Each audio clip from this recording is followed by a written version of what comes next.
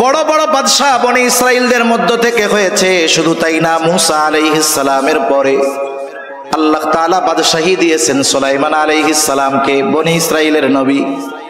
এমন বাদশাহী দিয়েছেন, গোটা দুনিয়ার বাদশাহী আল্লাহ তাআলা দান করেছেন। আল্লাহ তাআলার কাছে সুলাইমান আলাইহিস সালাম দোয়া করেছে, রব্বি হাবলি মুলকাল লা ইয়ামবাগি লিআহাদিম মিন বাদি। আয় আল্লাহ, আমাকে আপনি এমন এক রাজত্ব দান করেন যেই রাজত্ব আমার পরে আপনি আর কাউকে দিবেন না। وجاوزنا ببني إسرائيل البحر فأتبعهم فرعون بجنوده بغيا وعدوا। ফেরাউন তার সৈন্য সামন্ত সহ অহংকারের বশীভূত হয়ে বনি ইসরাইলদেরকে সমূলে নির্মূল করার লক্ষ্যে তার সৈন্যবাহিনী সহ তাদের পেছনে অনুসরণ করা শুরু করলো। মুসা আলাইহিস সালাম তার উম্মতদেরকে নিয়ে অপর প্রান্তে চলে গেছেন, আর ফেরাউন তার বাহিনী নিয়ে মাঝ রাস্তায় গিয়েছে। বলেন তো, এই সমুদ্রের রাস্তাটা কি সব সময়ের রাস্তা নাকি? মাঝে মধ্যে দেখবেন হাইওয়েতে যখন ব্রিজের কাজ হয়, রাস্তার কাজ চলতেছে, ব্রিজের কাজ যখন চলে, সাইড দিয়া আর একটা পার্শ্ব রাস্তা বানায় কি বানায় না? বলেন তো, যখন মূল রাস্তা ব্রিজ হয়ে গেল, পাকা হয়ে গেল, পার্শ্ব রাস্তার প্রয়োজন আছে? কেউ যদি এমপি সাহেবের কাছে গিয়ে বলে, এমপি সাহেব এক কাজ করেন, এই যে পার্শ্ব রাস্তা এটা তো এখন ব্যবহার হয় না, নষ্ট হয়ে যাচ্ছে, 5 লাখ বাজেট করেন, ওইটা আমরা ঠিক করি। এমপি সাহেব কি বলবে? এমপি সাহেব বলবে যে শোনো, ওইটা ঠিক করার তো দরকারই নাই, বরং ওই জায়গার যে মাটি আছে ওইটা কাইটা তুমি নিয়ে যাও, এতে আরো ঝামেলা যাবে। ঠিক কিনা বলেন?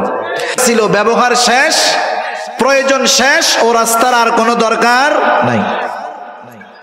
আল্লাহ তাআলা রাস্তা বানিয়েছেন বনি ইসরাইলের জন্য, তাদের ব্যবহার যখন শেষ, রাস্তার প্রয়োজনও শেষ। ফেরাউন মাঝ রাস্তায় সৈন্য সামন্ত নিয়ে পৌঁছায়ছে। আল্লাহ তাআলা আদেশ দিলেন, পানি তুমি আগের অবস্থায় ফিরে যাও, কারণ আল্লাহ তাআলা হলেন এমন এক মহাপরাক্রমশালী সত্তা, তিনি যখন যা চান, যা ইচ্ছা করেন, শুধু বলেন হও, তৎক্ষণাৎ সেটা হয়ে যায়। আল্লাহ তাআলা বলেন, ইন্নামা আমরুহু ইযা আরাদা শাইআন আন ইয়াকুলা লাহু কুন ফায়াকুন। আল্লাহ তাআলা যা চান শুধু বলেন কুন হও, ফায়াকুন তৎক্ষণাৎ হয়ে যায়।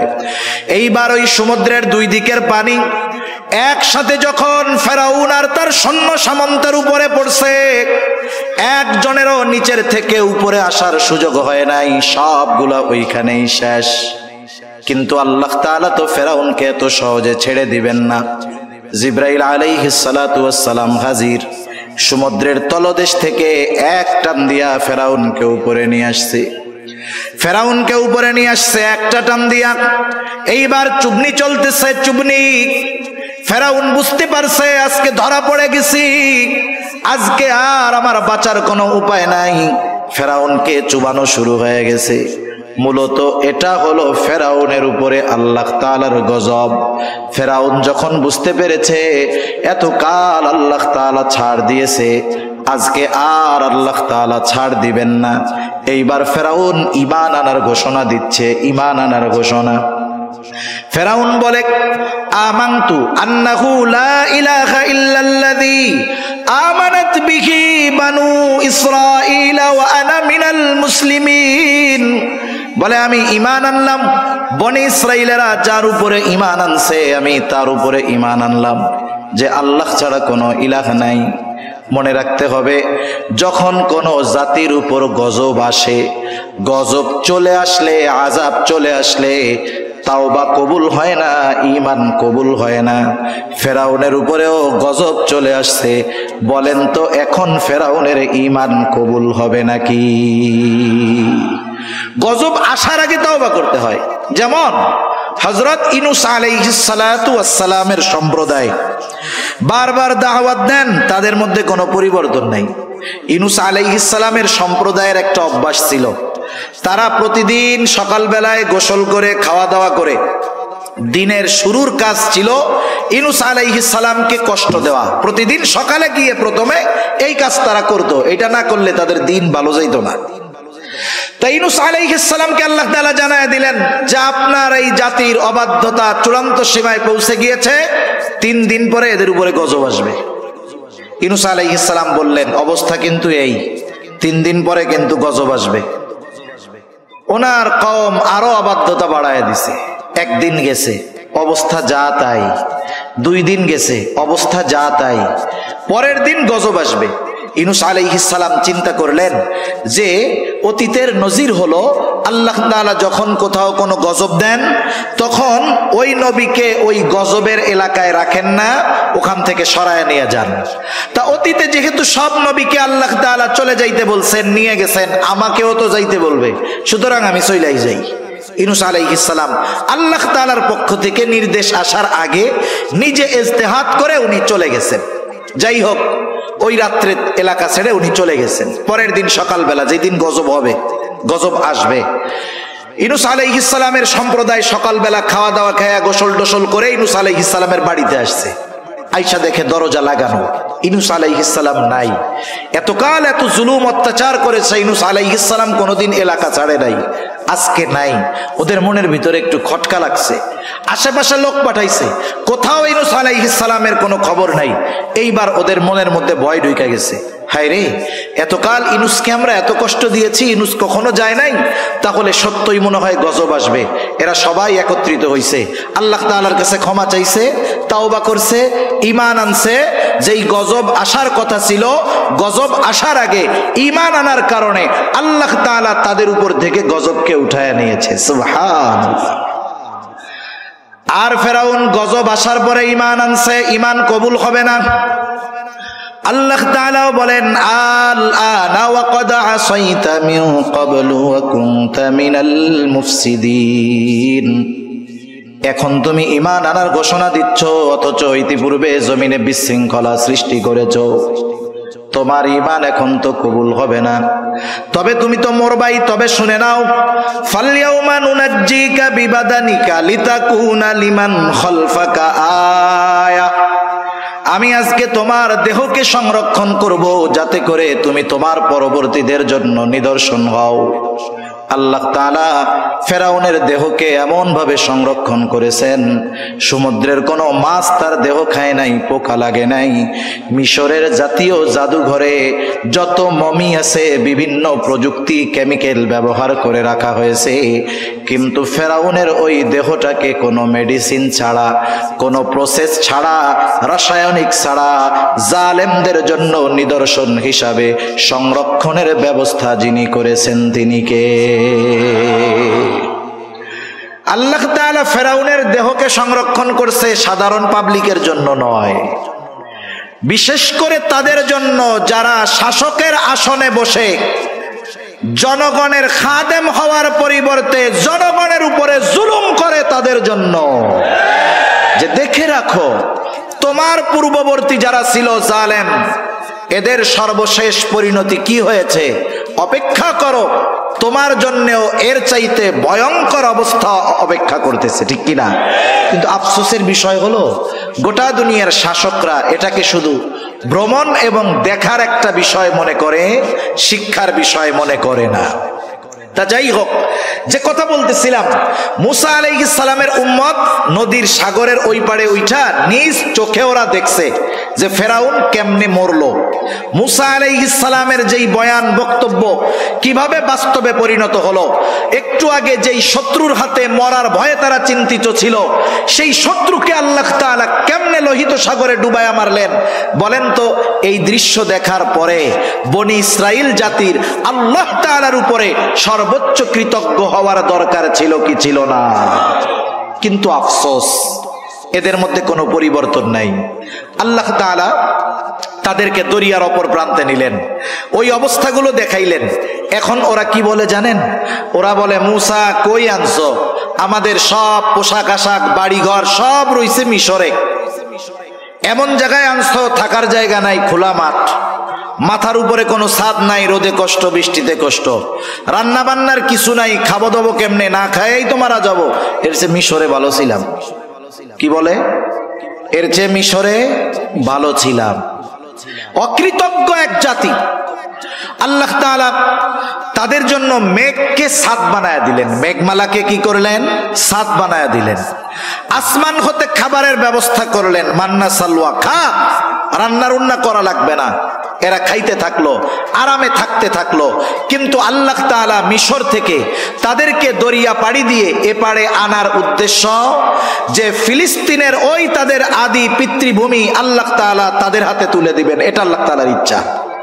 তবে ওই সময় ফিলিস্তিনে জেরুজালেমে শাসন করত এক গোত্র, তাদের নাম হলো আমালিকা। এরা সম্ভবত আদ গোত্রের পূর্বসূরি ছিল আর কি। দেহের গঠন ছিল বিশাল আকৃতির। এরা খুব বীর বাহাদুর এক জাতি ছিল।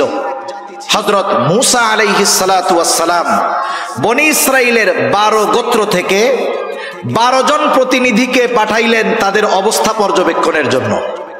এইবার ওই 12 জন যখন বনি ইসরাইলের ওই এলাকায়, আমালিকা গোত্রের ওই এলাকায় ঢুকছে, আমালিকা গোত্রের একজন লোক ওই 12 জনকে আটকায়া বাদশার কাছে নিয়ে গেছে। একজন 12 জনকে বাইন্দা বাদশার কাছে নিয়ে গেছে। এখন বলছে, তোমাদের আসার উদ্দেশ্য কি? বলছে যে এই ঘটনা। বাদশাহ অন্যান্য সবার লোকজন যারা, তাদের সাথে আলোচনা করে বলছে এদেরকে ছাইড়া দেন। ছেড়ে দিলে ওরা ওদের গোত্রের কাছে গিয়ে যখন আমাদের এই শক্তির কথা বলবে, ওরা স্বপ্নেও জেরুজালেমে আসার কথা চিন্তা করবে না। এ চিন্তা করে বাদশাহ 12 জনকে ছেড়ে দিছে। মূসা আলাইহিস সালামের কাছে এরা গিয়ে বলতেছে, কাহিনী তো এই, এলাকা তো খুব সুন্দর, সুজলা সুফলা, শস্য শ্যামলা, কিন্তু অবস্থা হলো তারা এমন এক জাতি যাদের সাথে যুদ্ধে জয়ী হওয়া আমাদের জন্য সম্ভব না। মূসা আলাইহিস সালাম এই 12 জন প্রতিনিধিকে বললেন যে তোমরা তোমাদের গোত্রের লোকদের কাছে গিয়ে বলবা যে খুব সুন্দর দেশ, তবে তারা যে এক বীর বাহাদুর জাতি এটা তোমরা কারো কাছে বলবা না। কিন্তু আফসোস, 2 জন ছাড়া বাকি 10 জন তাদের গোত্রের লোকদের কাছে গিয়ে বলল, শোনো, দেশ কিন্তু সুন্দর, কিন্তু ওই দেশের লোকজন এইরকম, আমরা 12 জন গেছি, একজনেই 12 জনরে প্যাকেট করে ফেলছে।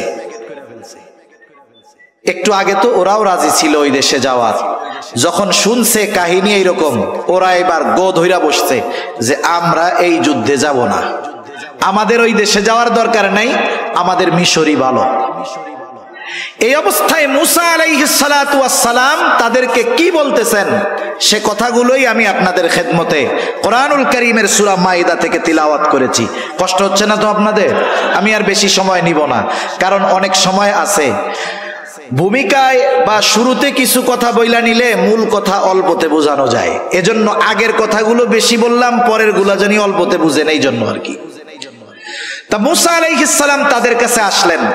আয়েশা, আল্লাহ তাআলা যে তাদেরকে কত নেয়ামত দিয়েছেন এই নেয়ামতের কথাগুলো আগে স্মরণ করাইলেন, তথা জিহাদের নির্দেশ দেওয়ার আগে ভূমিকাতে আল্লাহ তাআলার নেয়ামতের কথাগুলো তাদের স্মরণ করায় দিলেন। যেমন সূরা ফাতিহা যখন আমরা তিলাওয়াত করি, সূরা ফাতিহার একটা নাম হলো সূরাতুদ দুআ। কি বলেন তো? সূরাতুদ দুআ। ঘুম আসতেছে আপনাদের? এটা তাকবীর দেন তো, নারায়ে তাকবীর, নারায়ে তাকবীর। মাশাআল্লাহ, মোটামুটি সজাগ আছেন। সূরাতুদ দুআ কেন? কারণ এই সূরার মধ্যে আমরা আল্লাহ তাআলার কাছে এমন এক দোয়া করি যেই দোয়াটা শিখিয়েছেন কে, এবং পৃথিবীর সর্বশ্রেষ্ঠ দোয়া আমরা আল্লাহ তাআলার কাছে করি। নামাজের মধ্যে ঢুইকা যখন প্রথমেই ইমাম সাহেব সূরা ফাতিহা তিলাওয়াত শুরু করেন, অথবা আমরা একা যখন পড়ি নিজেরা তিলাওয়াত করা শুরু করি, বলেন তো শুরুতেই কি দোয়াটা করি? না না, প্রথমে ভূমিকায় কিছু কথা বলি। কি বলি? আলহামদুলিল্লাহি রাব্বিল আলামিন, আর রহমানির রহিম, মালিকি ইয়াউমিদ্দিন, ইয়াকা না'বুদু ওয়া ইয়াকা নাস্তাঈন।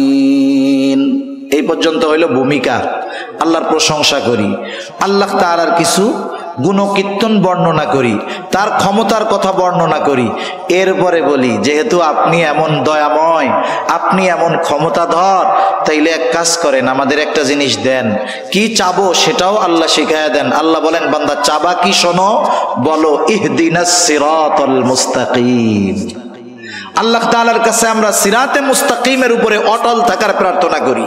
এটা দুনিয়ার সবচেয়ে বড় নেয়ামত এবং দুনিয়ার সবচেয়ে দামি দোয়া। তার মানে কিছু চাওয়ার আগে, কিছু বলার আগে ভূমিকাতে একটু গুরুত্বপূর্ণ কথা বললে ওই চাওয়ার মধ্যে একটা আবেগ থাকে, দরদ থাকে, ঠিক কিনা বলেন? মুসা আলাইহিস সালাম তাদেরকে জিহাদের নির্দেশ দেওয়ার আগে মুসা আলাইহিস সালাম ভূমিকাতে কিছু নেয়ামতের কথা তুলে ধরেছেন। 3টা নেয়ামতের কথা। কয়টা নেয়ামত? 3টা নেয়ামত। একটা তো দেখছে যে কেমন ভাবে সমুদ্র থেকে, ফেরাউনের কবল থেকে আল্লাহ তাআলা তাদেরকে বাঁচাইলো, এটা তো দেখছে, বড় এক অনুগ্রহ। এবার মুসা আলাইহিস সালাম তার সম্প্রদায়ের কাছে বলতেছে, وَإِذْ قَالَ مُوسَى لِقَوْمِهِ يَا قَوْمِ اذْكُرُوا نِعْمَةَ اللَّهِ عَلَيْكُمْ إِذْ جَعَلَ فِيكُمْ أَنْبِيَاءَ وَجَعَلَكُمْ مُلُوكًا। মুসা আলাইহিস সালাম তার কওমকে বলতেছে, হে আমার সম্প্রদায়, আল্লাহ তাআলার ওই নিয়ামতগুলো স্মরণ করো যেগুলো আল্লাহ তাআলা তোমাদেরকে দিয়েছেন। কি নিয়ামত? 1 নম্বর নিয়ামত, ইদ জাআলা ফীকুম আম্বিয়া, তোমাদের মধ্য থেকে আল্লাহ তাআলা অনেক পয়গম্বর প্রেরণ করেছে। হযরত ইসমাঈল আলাইহিস সালাতু ওয়াস সালাম যখন মক্কায় বসতি স্থাপন করলেন, বনি ইসমাঈল থেকে আর কোন নবী নাই, একবারে শেষ নবী মুহাম্মদুর রাসূলুল্লাহ। কিন্তু বনি ইসরাইল থেকে ঈসা আলাইহিস সালাম পর্যন্ত যত নবী আসছে, ইয়াকুব আলাইহিস সালাম থেকে নিয়ে ঈসা আলাইহিস সালাম পর্যন্ত যত নবী আসছে, সব বনি ইসরাইলের নবী। নবীজি এক হাদিসের মধ্যে বলেন, বনি ইসরাইল কখনো নবী শূন্য থাকে নাই। যেখানেই তাদের বসবাস ছিল, স্থান ছিল, আল্লাহ তাআলা এক নবীর মৃত্যু হলে আর এক নবী পাঠায়া ওই শূন্য স্থান পূরণ করেছে। আমাদের সমাজের মধ্যে, গোত্রের মধ্যে, বংশের মধ্যে কারো বংশে যদি 10টা বিসিএস ক্যাডার থাকে, বলেন তো ওই গ্রামের মধ্যে ওই বংশের পাওয়ার কম না বেশি? নিজে যা হয় হোক, মানুষের কাছে বলে বেড়ায় আমি ওই বংশের লোক, আমার বংশে 10টা বিসিএস ক্যাডার আছে। 10টা বিসিএস ক্যাডার যদি থাকে, এটা নিয়ে যদি গর্ব করতে পারে, এটাকে যদি নিয়ামত মনে করতে পারে, যেই গোত্র, যেই বংশের মধ্যে ধারাবাহিকভাবে নবী এসেছে, বলেন তো এটা আল্লাহ তাআলার পক্ষ থেকে অন্যতম এক দামি এক নিয়ামত নয় কি? এজন্য মুসা আলাইহিস সালাম বললেন, শোনো, তোমাদের মধ্য থেকে আল্লাহ তাআলা অনেক নবী প্রেরণ করেছেন। শুধু তাই না, ওয়াজআলাকুম মুলুকা, আল্লাহ তাআলা তোমাদেরকে বাদশাহী দান করেছেন, রাজত্ব দান করেছেন। কথা হইল সবাই তো আর রাজা হইতে পারে না, কিন্তু বায়ানুল কোরআনের মধ্যে আসছে, আশরাফ আলী থানবী রহমাতুল্লাহি আলাইহি লিখেছেন, এক বুজুর্গের হাওলা দিয়ে যখন কোন গোত্র বা বংশ থেকে কোন বাদশাহ হয়, তখন ওই বাদশাহীর সাথে গোটা বংশটাকেই সম্পৃক্ত করা হয়। যেমন ওসমানীরা শাসন করছে, বলে ওসমানী শাসন আমল, আব্বাসী শাসন আমল, উমাইয়া শাসন আমল। যদিও উমাইয়াদের মধ্যে বাদশাহ হয়েছে একজন, তারপরে আর একজন, কিন্তু এই বাদশাহীটাকে সম্পৃক্ত করা হয়েছে গোটা গোত্রের সাথে। মুসা আলাইহিস সালাম বললেন, আল্লাহ তাআলা তোমাদেরকে বাদশাহী দান করছে, বড় বড় বাদশাহ বনি ইসরাইলদের মধ্য থেকে হয়েছে। শুধু তাই না, মুসা আলাইহিস সালামের পরে আল্লাহ তাআলা বাদশাহী দিয়েছেন সুলাইমান আলাইহিস সালামকে, বনি ইসরাইলের নবী।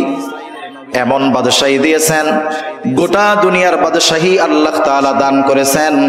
আল্লাহ তাআলার কাছে সুলাইমান আলাইহিস সালাম দোয়া করেছে, রব্বি হাবলি মুলকাল লা ইয়ামবাগি লিআহাদিম মিন বাদি, আয় আল্লাহ আমাকে আপনি এমন এক রাজত্ব দান করেন যেই রাজত্ব আমার পরে আপনি আর কাউকে দিবেন না।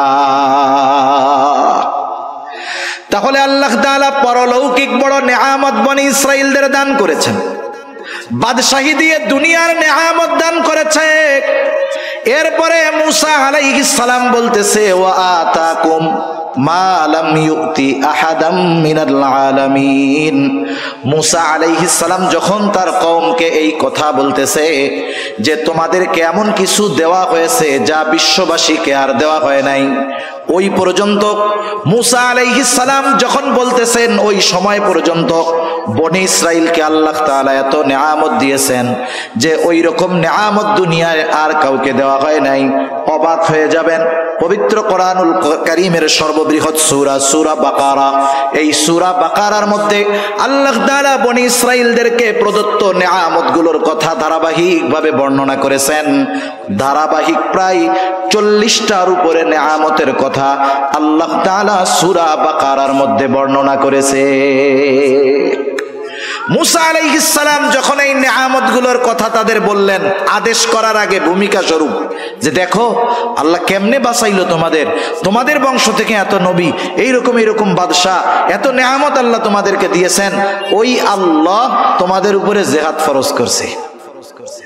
উদ্দেশ্য হলো জিহাদ করবা আর ওই জেরুজালেমের পবিত্র ভূমির অধীন তোমাদের অধিকারে আল্লাহ তাআলা দিয়ে দিবে। শুধু যুদ্ধ করবা, শোনো, যুদ্ধে যে জয়ী হবা এটাও জানায় দিছেন কে? চূড়ান্ত হয়ে গেছে।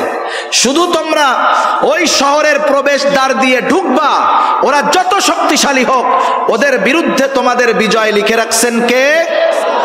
মুসা আলাইহিস সালাম এবার আদেশ করলেন ইয়া কওমি দুখুলুল আরদাল মুকদ্দাসাতাল্লাতী কাতাবাল্লাহু লাকুম, হে আমার সম্প্রদায়, এই পবিত্র ভূমিতে তোমরা প্রবেশ করো যেটা আল্লাহ তোমাদের জন্য লিখে রেখেছেন। কিন্তু সাবধান, ওয়ালা তারতাদ্দু আলা আদবারিকুম ফাতানকালিবু খাসিরিন, তবে সাবধান, তোমরা পেছনে ফিরে আসবা না, তাহলে ক্ষতিগ্রস্ত হয়ে যাবা, ঠিকানা হবে জাহান্নাম। ওই যে 10 জন আইসা বইলা দিছে, যদিও দেশ সুন্দর কিন্তু শক্তি এরকম। এইবার বনি ইসরাইলের গো বাইদা বসছে, বলতেছে ক্বালু ইয়া মূসা ইন্না ফিহা কওমান জাব্বারিন ওয়া ইন্না লান নাদখুলাহা হাত্তা ইয়াখরুজু মিনহা ফাইন ইয়াখরুজু মিনহা ফাইন্না দাখিলুন। ও মূসা, ওই জাতি খুব শক্তিশালী জাতি, আমরা জানতে পেরেছি। ওরা যতক্ষণ ওইখান থেকে বের না হবে ততক্ষণ আমরা ওই শহরে যাব না, আমরা ওইখানে যাব না যতক্ষণ না তারা বের হয়। মূসা আলাইহিস সালাম তাদেরকে বুঝায় ক্লান্ত হয়ে গেছেন। এইবার 2 জন আল্লাহর বান্দা, ওই 12 জনের মধ্যে 2 জন, একজনের নাম হলো ইউশা ইবনে নুন, আর একজনের নাম হলো কালিব। এই 2 জন আল্লাহর বান্দা এবার তারা বনি ইসরাইলদেরকে বোঝানো শুরু করছে। নবী বুঝাইয়া ক্লান্ত হয়ে গেছে, এইবার অন্য 2 নেক বান্দা বুঝাইতেছে। قال رجلان من الذين يخافون أنعم الله عليهم ادخلوا عليهم الباب فإذا دخلتموه فإنكم غالبون। 2 আল্লাহর বান্দা যাদের উপরে আল্লাহ তাআলার অনুগ্রহ ছিল, এই 2 আল্লাহর বান্দা তাদেরকে বলতেছে তোমরা ওই শহরের প্রবেশদ্বার দিয়ে প্রবেশ করো, তোমরা শুধু দরজা দিয়ে প্রবেশ করবা আর তোমরা জয়ী হয়ে যাবা, তোমাদের কোনো চিন্তা নাই, ভয় নাই, শুধু ওঠো আর দরজা দিয়ে ঢোকো। আল্লাহর উপরে ভরসা রাখো। তোমরা যদি মুমিন হও, আল্লাহ তাআলার উপরে ভরসা রাখা তোমরা রওনা হও। তোমরা শুধু জিহাদের জন্য শহরের দরজা দিয়ে ঢুকবা আর তোমাদেরকে আল্লাহ তাআলা বিজয় দান করবে। এরপরেও তাদের মন নরম হয় নাই। এইবার বনি ইসরাইলেরা আরো কঠোর ভাষায় বিরোধিতা করলো। মূসা আলাইহিস সালামকে এবার তারা বলতেছে ক্বালু ইয়া মূসা ইন্না লান নাদখুলাহা আবাদাম মা দামু ফিহা ফাযহাব আনতা ওয়া রাব্বুকা ফাকাতিলা ইন্না হাহুনা কাঈদুন। বলতেছে মূসা ইন্না লান নাদখুলাহা আবাদাম মা দামু ফিহা, ওই জাতি যতক্ষণ ওইখানে আছে আমরা কখনোই ওখানে প্রবেশ করব না, তাদের সাথে যুদ্ধ করব না, ওখানেও আমরা প্রবেশ করব না। মূসা যুদ্ধ যদি করতে হয় ফাযহাব আনতা ওয়া রাব্বুক, তুমি আর তোমার রব গিয়ে তাদের সাথে যুদ্ধ করো।